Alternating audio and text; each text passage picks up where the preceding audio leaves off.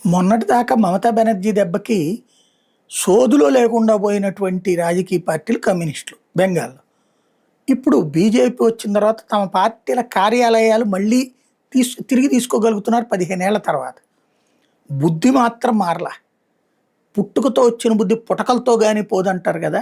ఎంత నీచమైన దిగజారు రాజకీయం బిగించేశారంటే సిపిఐ ఎంఎల్ వీళ్ళు ఇప్పుడు కలకత్తా హైకోర్టులో కేసేశారు.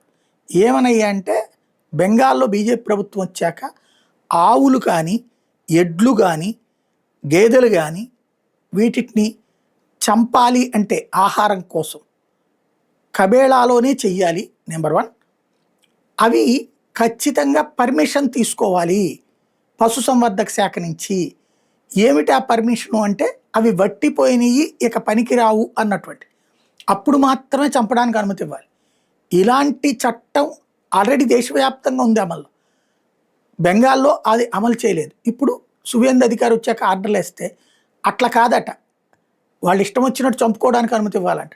అట్లాగే కబేళాలోనే చంపాలన్నటువంటి ఇది లేకుండా ఎక్కడ పడితే అక్కడ చంపుకోవాలంట. అంటే ముస్లింల కోసం చేస్తున్నారా, లేదా హిందూ వ్యతిరేకత కోసం చేస్తున్నారా, లేదా ప్రచారం కోసం చేస్తున్నారా, లేదా వీళ్ళ బుద్ధే అట్లాంటిది అనేది తేల్చుకోవాల్సి ఉంది.